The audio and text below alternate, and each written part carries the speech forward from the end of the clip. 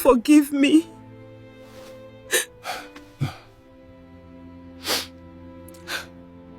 3 weeks after the case, Mama Blessing came to the church.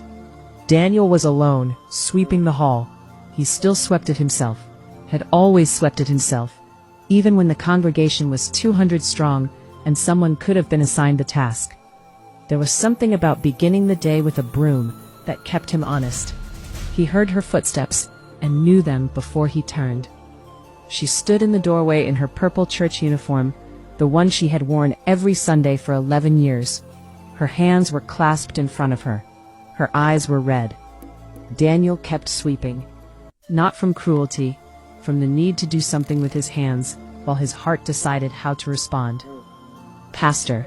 He stopped, turned, looked at her, this woman he had sat with through 3 days of labor. This woman whose children called him Uncle Daniel.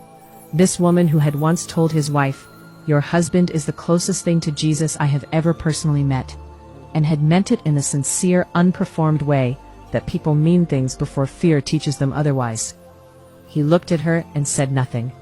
The silence broke her before he could. She crossed the room in 4 steps and went down on her knees on the swept floor, a 60-year-old woman knees on concrete, and the sound she made was not words. It was older than words. It was the sound of someone who has been carrying something too heavy for too long and has finally put it down in the only place it could go. Daniel stood very still. Then slowly, he crouched beside her. "Get up, Mama Blessing." "I cannot," she said. "Not yet." She told him everything. How Deacon Haruna had called a private meeting with the Women's Fellowship 3 days before the hearing. How he had told them that Daniel had been mismanaging church funds for years. How he had produced papers, false papers she now understood, that looked official enough to make educated women doubt what their own experience knew to be true.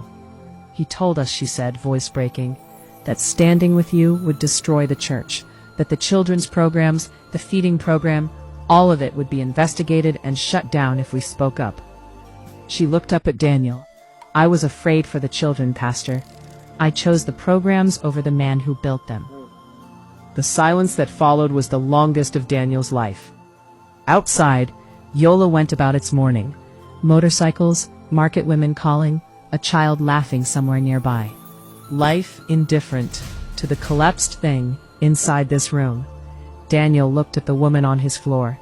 He thought about Suleiman driving through the night from Abuja, in a suit slightly too large, carrying a folder, arriving for a man he owed nothing to except the direction of his entire life.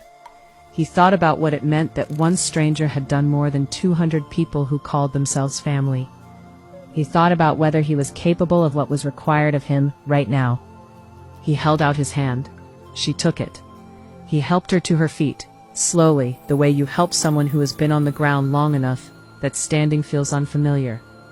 "What Haruna did to you," Daniel said quietly, "was the same thing he did to me. He used your love for something good, to make you betray someone good." She was weeping openly now. "Can you forgive me?" Daniel looked at the broom still in his other hand. "I already have," he said. "The harder question is whether you can forgive yourself."